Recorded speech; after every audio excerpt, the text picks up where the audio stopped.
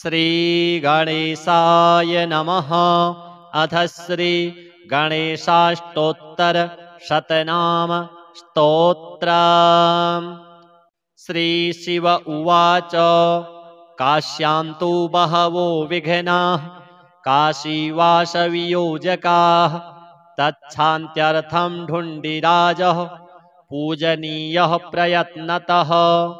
अष्टोत्तरशतं दिव्यैर्गणेशस्यैव नामभिः कर्तव्यमतियत्नेन नवदुर्वाङ्कुरार्पणाम्। हिरणमयतनुं शुद्धं सर्वार्तिहरमव्ययं वरदं गणपं ध्यात्वा पूजाकार्या प्रयत्नतः। ऋषिर्विघ्नेश इत्यादि नाम्नां सर्वेश्वरः शिवः देवता विघ्नराजोऽत्र छन्दोनुष्टुपशुभप्रदं सर्वप्रत्यूहशमनं फलं शक्तिः सुधात्मिका। कीलकं गणनाथस्य पूजाकार्येति कामदा। ॐ विघ्नेशो विश्ववरदो विश्वचक्षुर्जगत्पतिः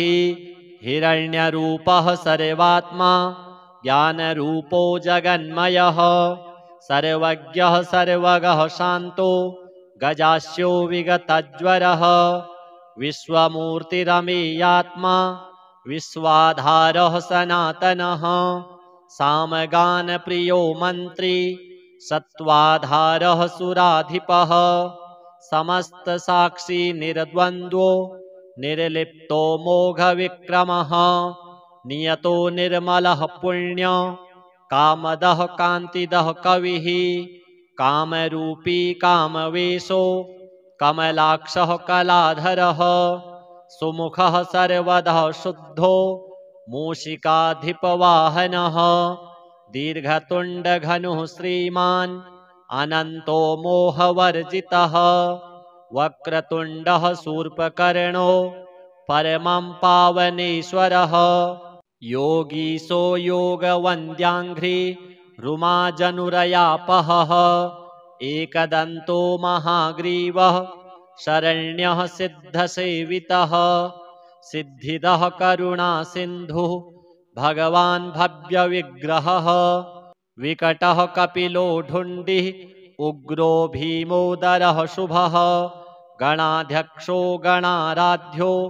गणेशो गणनायकः ज्योतिः स्वरूपो भूतात्मा धूमकेतुरनाकुलः कुमारगुरुरानन्दो हेरम्बो वेदसंस्तुतः नागोपवीति दुर्धर्षो बालदूर्वाङ्कुरप्रियः भालचन्द्रो विश्वधामा शिवपुत्रो विनायकः लीलावलम्बितवपुः पूर्णः परमसुन्दरः विघ्नान्धकारमार्तण्डो विघ्नारण्यदवानलः सिन्धूरवदनो नित्यो प्रभुः प्रथमपूजितः शरण्यदिव्यपादाब्जो भक्तमन्दारभूरुहः रत्नसिंहासनासीनो मणिकुण्डलमण्डितः भक्तकल्याणदोमेयः कल्याणगुणसंश्रयः एतानि दिव्यनामानि गणेशस्य महात्मनः पठनीयानि यत्नेन सर्वथा सर्वदेहिभिः नाम्नामेकैकमेतेषां सर्वसिद्धिप्रदायकां सर्वविघ्नेशनाम्नां तु फलं वक्तुं न शक्यते एकैकमेव तन्नाम दिव्यं जप्त्वा मुनीश्वराः प्रत्यूहमात्ररहितास्तिष्ठन्ति शिवपूजकाः दूर्वायुग्मानि सङ्गृह्य नूतनान्यति यत्नतः पूजनीयो गणाध्यक्षो नाम्नामेकैकसङ्ख्यया नभस्य शुक्लपक्षस्य चतुर्थ्यां विधिपूर्वकां वक्रतुण्डे शकुण्डे तु स्नानं कृत्वा प्रयत्नतः वक्रतुण्डेशमाराध्य सर्वाभीष्टप्रदायकं ध्यायेदघहरं शुद्ध काञ्चनाभमनामयम् ततः पूजां यथाशास्त्रं कृत्वा दूर्वाङ्कुरैर्नवः पूजाकार्यविशेषेण नामोच्चारणपूर्वकं ततश्च मोदकै दिव्यैः सुगन्धिघृतपाचितैः नैवेद्यं कल्पयेद्दिव्यं गणेशाय शुभावहम् अन्यैश्च परमानाद्यैर्भक्ष्यैर्भोज्यैर्मनोहरैः तोषणीयः प्रयत्नेन वक्रतुण्डविनायकः प्रदक्षिणनमस्कारैर्दिव्यैस्तन्नामसङ्ख्यया कर्तव्या नियतं शुद्धैर्मौनव्रतपरायणः ततः सन्तर्प्य विधिच्छैवान् ब्राह्मणसम्भवान् पुनरभ्यर्च्य विघ्नेशम् इमं मन्त्रमुदीरयेत् वक्रतुण्डसुराराध्य सूर्यकोटिसमप्रभ निर्विघ्नेनैव सततं काशीवासं प्रयच्छ मे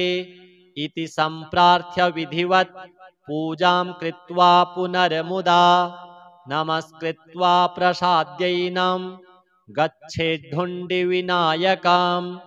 ढुण्डिराजार्चनं सम्यक् कर्तव्यं विधिपूर्वकं तत्रैवार्चा विशेषेण पूजां कृत्वा ततः परं श्रीगणपति देवार्पणमस्तु। श्रीशिव उवाच काश्यां तु बहवो विघ्नाः काशीवासवियोजकाः तच्छान्त्यर्थं ढुण्डिराजः पूजनीयः प्रयत्नतः अष्टोत्तरशतं दिव्यैर्गणेशस्यैव नामभिः कर्तव्यमतियत्नेन नवदुर्वाङ्कुरार्पणम् हिरणमयतनुं शुद्धं सर्वार्तिहरमव्ययं वरदं गणपं ध्यात्वा पूजाकार्यप्रयत्नतः ऋषिर्विघ्नेश इत्यादि नाम्नां सर्वेश्वरः शिवः देवता विघ्नराजोऽत्र छन्दोनुष्टुपशुभप्रदं सर्वप्रत्यूहशमनं फलं शक्तिः सुधात्मिका कीलकं गणनाथस्य पूजाकार्येति कामदा। ॐ विघ्नेशो विश्ववरदो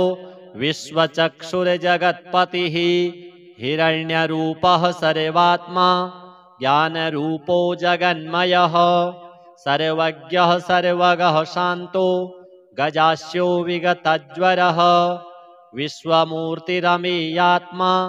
विश्वाधारः सनातनः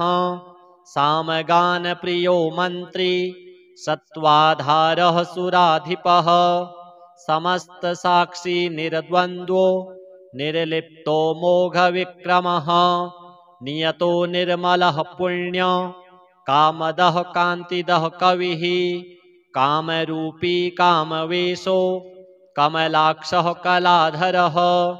सुमुखः सर्वदा शुद्धो मूषिकाधिपवाहनः दीर्घतुण्डघनुः श्रीमान् अनन्तो मोहवर्जितः वक्रतुण्डः शूर्पकर्णो परमं पावनेश्वरः योगीशो योगवन्द्याङ्घ्रि रुमाजनुरयापहः एकदन्तो महाग्रीवः शरण्यः सिद्धसेवितः सिद्धिदः करुणासिन्धुः भगवान् भव्यविग्रहः विकटः कपिलो ढुण्डिः उग्रो भीमोदरः शुभः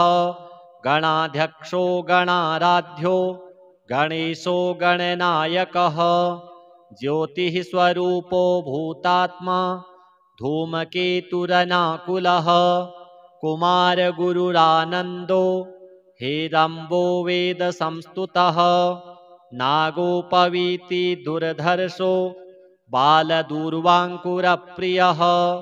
भालचन्द्रो विश्वधामा शिवपुत्रो विनायकः लीलावलम्बितवपुः पूर्णः परमसुन्दरः विघ्नान्धकारमार्तण्डो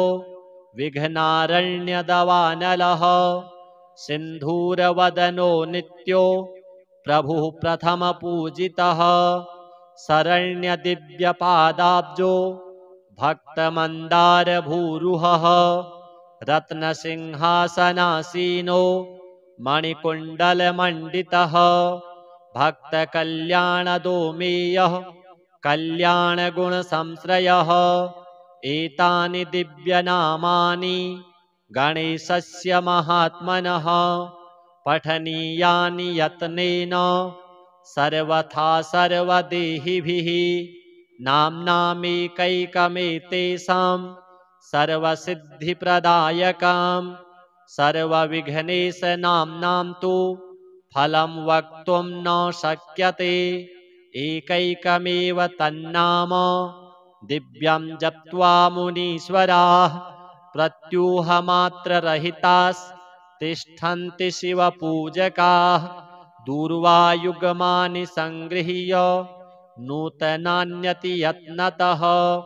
पूजनीयो गणाध्यक्षो नाम्नामेकैकसङ्ख्यया नभस्य शुक्लपक्षस्य चतुर्थ्यां विधिपूर्वकां वक्रतुण्डे शकुण्डे तु स्नानं कृत्वा प्रयत्नतः वक्रतुण्डे समाराध्य सर्वाभीष्टप्रदायकां ध्यायेदघहरं शुद्ध काञ्चनाभमनामयं ततः पूजां यथाशास्त्रं कृत्वा दूर्वाङ्कुरैर्नवः पूजाकार्यविशेषेण नामोच्चारणपूर्वकं ततश्च मोदकै दिव्यैः सुगन्धिघृतपाचितैः नैवेद्यं कल्पयेद्दिव्यं गणेशाय शुभावहम् अन्यैश्च परमानाद्यैर्भक्ष्यैर्भोज्यैर्मनोहरैः तोषणीयः प्रयत्नेन वक्रतुण्डविनायकः प्रदक्षिणनमस्कारैर्दिव्यैस्तन्नामसङ्ख्यया कर्तव्यानियतं शुद्धैर्मौनव्रतपरायणः ततः सन्तर्प्य विधिच्छैवान् ब्राह्मणसम्भवान् पुनरभ्यर्च्य विघ्नेशम् इमं मन्त्रमुदीरयेत् वक्रतुण्डसुराराध्य सूर्यकोटिसमप्रभ निर्विघ्नेनैव सततं काशीवासं प्रयच्छ मे इति सम्प्रार्थ्य विधिवत् पूजां कृत्वा पुनर्मुदा नमस्कृत्वा प्रसाद्यैनं गच्छेद्धुण्डिविनायकं ढुण्डिराजार्चनं सम्यक् कर्तव्यं विधिपूर्वकं तत्रैवार्चा विशेषेण पूजां कृत्वा ततः परां श्रीगणपति देवार्पणमस्तु। श्रीशिव उवाच काश्यां तु बहवो विघ्नाः काशीवासवियोजकाः तच्छान्त्यर्थं ढुण्डिराजः पूजनीयः प्रयत्नतः अष्टोत्तरशतं दिव्यैर्गणेशस्यैव नामभिः कर्तव्यमतियत्नेन नवदुर्वाङ्कुरार्पणम् हिरणमयतनुं शुद्धं सर्वार्तिहरमव्ययं वरदं गणपं ध्यात्वा पूजाकार्या प्रयत्नतः ऋषिर्विघ्नेश इत्यादि नाम्नां सर्वेश्वरः शिवः देवता विघ्नराजोऽत्र छन्दोनुष्टुपशुभप्रदं सर्वप्रत्यूहशमनं फलं शक्तिः सुधात्मिका कीलकं गणनाथस्य पूजाकार्येति कामदा। ॐ विघ्नेशो विश्ववरदो विश्वचक्षुर्जगत्पतिः हिरण्यरूपः सर्वात्मा ज्ञानरूपो जगन्मयः सर्वज्ञः सर्वगः शान्तो गजास्यो विगतज्वरः विश्वमूर्तिरमेयात्मा विश्वाधारः सनातनः सामगानप्रियो मन्त्री सत्त्वाधारः सुराधिपः समस्तसाक्षी निर्द्वन्द्वो निर्लिप्तो मोघविक्रमः नियतो निर्मलः पुण्य कामदः कान्तिदः कविः कामरूपी कामवेशो कमलाक्षः कलाधरः सुमुखः सर्वदः शुद्धो मूषिकाधिपवाहनः दीर्घतुण्डघनुः श्रीमान् अनन्तो मोहवर्जितः वक्रतुण्डः शूर्पकर्णो परमं पावनेश्वरः योगीशो योगवन्द्याङ्घ्रि रुमाजनुरयापहः एकदन्तो महाग्रीवः शरण्यः सिद्धसेवितः सिद्धिदः करुणासिन्धुः भगवान् भव्यविग्रहः विकटः कपिलो ढुण्डिः उग्रो भीमोदरः शुभः गणाध्यक्षो गणाराध्यो गणेशो गणनायकः ज्योतिः स्वरूपो भूतात्मा धूमकेतुरनाकुलः कुमारगुरुरानन्दो हेरम्बो वेदसंस्तुतः नागोपवीति दुर्धर्षो बालदूर्वाङ्कुरप्रियः भालचन्द्रो विश्वधामा शिवपुत्रो विनायकः लीलावलम्बितवपुः पूर्णः परमसुन्दरः विघ्नान्धकारमार्तण्डो विघ्नारण्यदवानलः सिन्धूरवदनो नित्यो प्रभुः प्रथमपूजितः शरण्यदिव्यपादाब्जो भक्तमन्दारभूरुहः रत्नसिंहासनासीनो मणिकुण्डलमण्डितः भक्तकल्याणदोमेयः कल्याणगुणसंश्रयः एतानि दिव्यनामानि गणेशस्य महात्मनः पठनीयानि यत्नेन सर्वथा सर्वदेहिभिः नाम्नामेकैकमेतेषां सर्वसिद्धिप्रदायकां सर्वविघ्नेशनाम्नां तु फलं वक्तुं न शक्यते एकैकमेव तन्नाम दिव्यं जप्त्वा मुनीश्वराः प्रत्यूहमात्ररहितास्तिष्ठन्ति शिवपूजकाः दूर्वायुगमानि सङ्गृह्य नूतनान्यति यत्नतः पूजनीयो गणाध्यक्षो नाम्नामेकैकसङ्ख्यया नभस्य शुक्लपक्षस्य चतुर्थ्यां विधिपूर्वकां वक्रतुण्डे शकुण्डे तु स्नानं कृत्वा प्रयत्नतः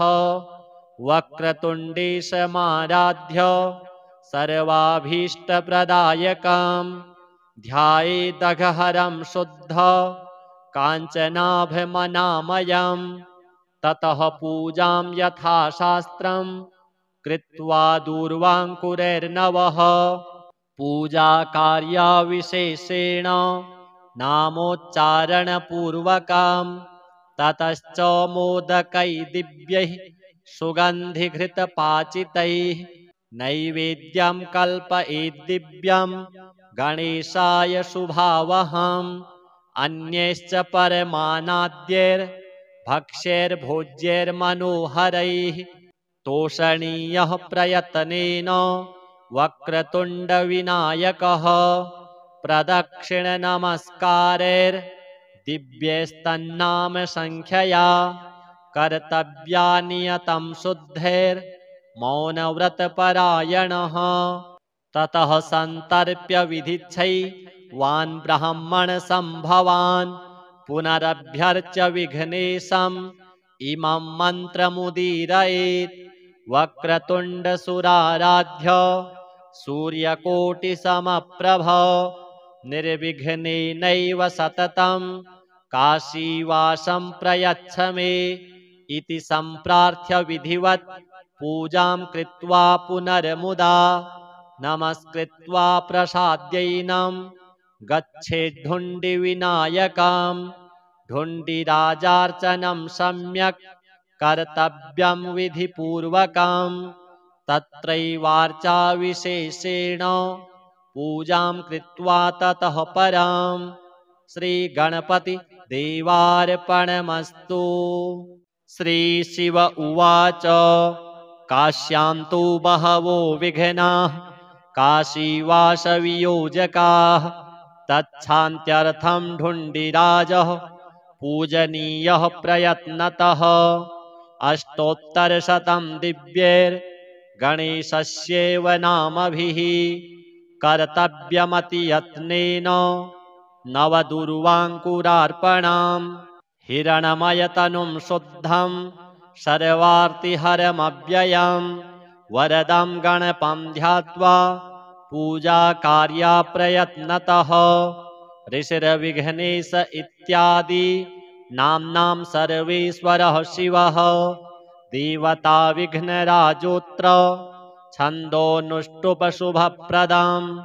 सर्वप्रत्यूहशमनं फलं शक्तिः सुधात्मिका कीलकं गणनाथस्य पूजाकार्येति कामदा। ॐ विघ्नेशो विश्ववरदो विश्वचक्षुर्जगत्पतिः हिरण्यरूपः सर्वात्मा ज्ञानरूपो जगन्मयः सर्वज्ञः सर्वगः शान्तो गजास्यो विगतज्वरः विश्वमूर्तिरमेयात्मा विश्वाधारः सनातनः सामगानप्रियो मन्त्री सत्त्वाधारः सुराधिपः समस्तसाक्षी निर्द्वन्द्वो निर्लिप्तो मोघविक्रमः नियतो निर्मलः पुण्य कामदः कान्तिदः कविः कामरूपी कामवेशो कमलाक्षः कलाधरः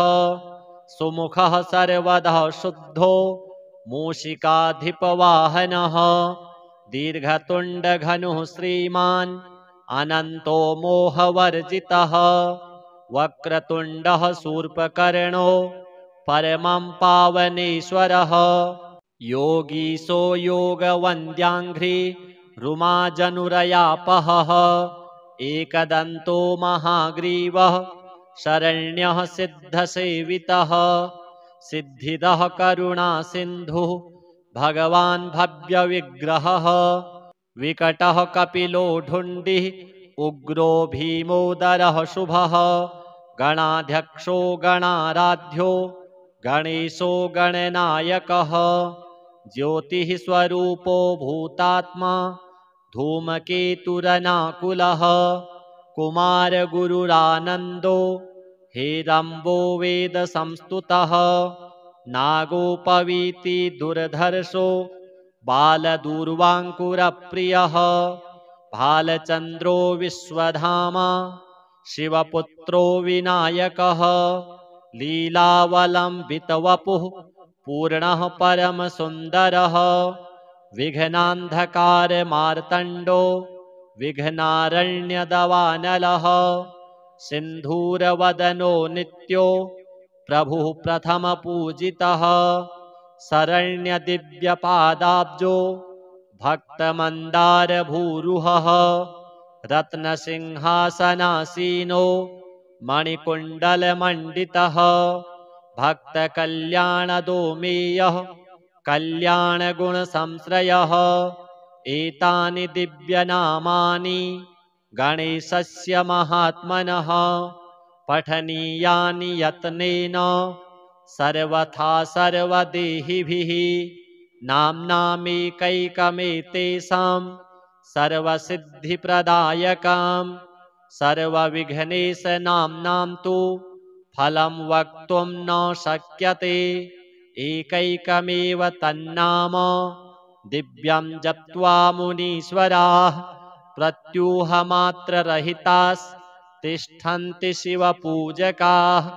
दूर्वायुगमानि सङ्गृह्य नूतनान्यति यत्नतः पूजनीयो गणाध्यक्षो नाम्नामेकैकसङ्ख्यया नभस्य शुक्लपक्षस्य चतुर्थ्यां विधिपूर्वकां वक्रतुण्डे सकुण्डे तु स्नानं कृत्वा प्रयत्नतः वक्रतुण्डे समाराध्य सर्वाभीष्टप्रदायकां ध्यायेदघहरं शुद्ध काञ्चनाभमनामयम् ततः पूजां यथाशास्त्रं कृत्वा दूर्वाङ्कुरैर्नवः पूजाकार्यविशेषेण नामोच्चारणपूर्वकां ततश्च मोदकै दिव्यैः सुगन्धिघृतपाचितैः नैवेद्यं कल्पयेद्दिव्यं गणेशाय शुभावहम् अन्यैश्च परमानाद्यैर्भक्ष्यैर्भोज्यैर्मनोहरैः तोषणीयः प्रयत्नेन वक्रतुण्डविनायकः प्रदक्षिणनमस्कारैर्दिव्यैस्तन्नामसङ्ख्यया कर्तव्यानियतं शुद्धैर्मौनव्रतपरायणः ततः सन्तर्प्य विधिच्छैवान् ब्राह्मणसम्भवान् पुनरभ्यर्च्य विघ्नेशम् इमं मन्त्रमुदीरयेत् वक्रतुण्डसुराराध्य सूर्यकोटिसमप्रभ निर्विघ्नेनैव सततं काशीवासं प्रयच्छ मे इति सम्प्रार्थ्य विधिवत् पूजां कृत्वा पुनर्मुदा नमस्कृत्वा प्रसाद्यैनं गच्छेद्धुण्डिविनायकां ढुण्डिराजार्चनं सम्यक् कर्तव्यं विधिपूर्वकं तत्रैवार्चा विशेषेण पूजां कृत्वा ततः परां श्रीगणपतिदेवार्पणमस्तु। श्रीशिव उवाच काश्यां तु बहवो विघ्नाः काशीवासवियोजकाः तच्छान्त्यर्थं ढुण्डिराजः पूजनीयः प्रयत्नतः अष्टोत्तरशतं दिव्यैर्गणेशस्यैव नामभिः कर्तव्यमतियत्नेन नवदुर्वाङ्कुरार्पणां हिरणमयतनुं शुद्धं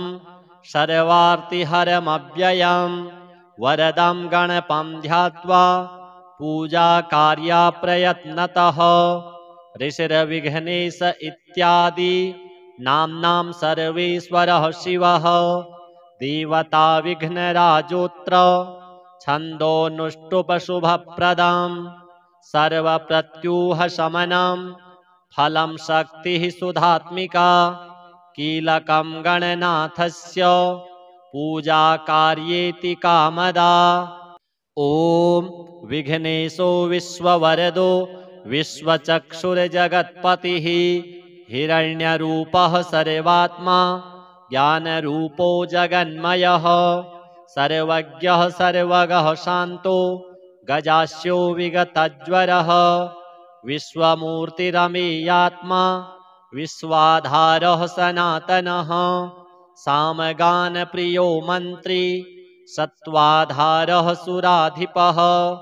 समस्तसाक्षी निर्द्वन्द्वो निर्लिप्तो मोघविक्रमः नियतो निर्मलः पुण्य कामदः कान्तिदः कविः कामरूपी कामवेशो कमलाक्षः कलाधरः सुमुखः सर्वदा शुद्धो मूषिकाधिपवाहनः दीर्घतुण्डघनुः श्रीमान् अनन्तो मोहवर्जितः वक्रतुण्डः शूर्पकर्णो परमं पावनेश्वरः योगीशो योगवन्द्याङ्घ्रि रुमाजनुरयापहः एकदन्तो महाग्रीवः शरण्यः सिद्धसेवितः सिद्धिदः करुणासिन्धुः भगवान् भव्यविग्रहः विकटः कपिलो ढुण्डिः उग्रो भीमोदरः शुभः गणाध्यक्षो गणाराध्यो गणेशो गणनायकः ज्योतिः स्वरूपो भूतात्मा धूमकेतुरनाकुलः कुमारगुरुरानन्दो हेरम्बो वेदसंस्तुतः नागोपवीति दुर्धर्षो बालदूर्वाङ्कुरप्रियः भालचन्द्रो विश्वधामा शिवपुत्रो विनायकः लीलावलम्बितवपुः पूर्णः परमसुन्दरः विघ्नान्धकारमार्तण्डो विघ्नारण्यदवानलः सिन्धूरवदनो नित्यो प्रभुः प्रथमपूजितः शरण्यदिव्यपादाब्जो भक्तमन्दारभूरुहः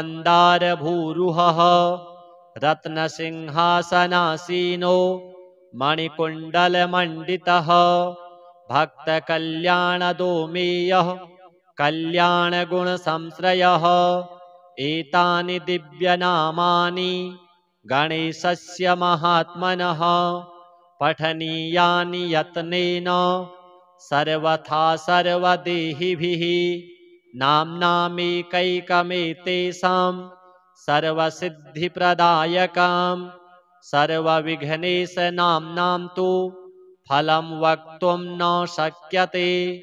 एकैकमेव तन्नाम दिव्यं जप्त्वा मुनीश्वराः प्रत्यूहमात्ररहितास्तिष्ठन्ति शिवपूजकाः दूर्वायुगमानि सङ्गृह्य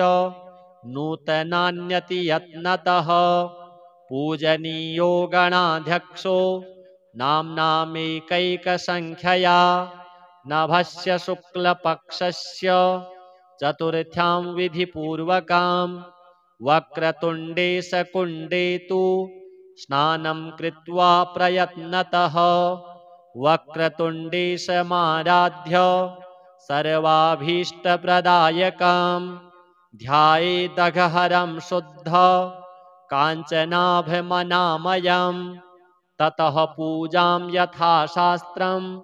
कृत्वा दूर्वाङ्कुरैर्नवः पूजाकार्यविशेषेण नामोच्चारणपूर्वकं ततश्च मोदकै दिव्यैः सुगन्धिघृतपाचितैः नैवेद्यं कल्पयेद्दिव्यं गणेशाय शुभावहम् अन्यैश्च परमानाद्यैर्भक्ष्यैर्भोज्यैर्मनोहरैः तोषणीयः प्रयत्नेन वक्रतुण्डविनायकः प्रदक्षिणनमस्कारैर्दिव्यैस्तन्नामसङ्ख्यया कर्तव्यानियतं शुद्धैर्मौनव्रतपरायणः ततः सन्तर्प्य विधिच्छैवान् ब्राह्मणसम्भवान् पुनरभ्यर्च्य विघ्नेशम् इमं मन्त्रमुदीरयेत् वक्रतुण्डसुराराध्य सूर्यकोटिसमप्रभ निर्विघ्नेनैव सततं काशीवासं प्रयच्छ मे इति सम्प्रार्थ्य विधिवत् पूजां कृत्वा पुनर्मुदा नमस्कृत्वा प्रसाद्यैनं गच्छेद्धुण्डिविनायकं ढुण्डिराजार्चनं सम्यक् कर्तव्यं विधिपूर्वकं तत्रैवार्चाविशेषेण पूजां कृत्वा ततः परं श्रीगणपतिदेवार्पणमस्तु।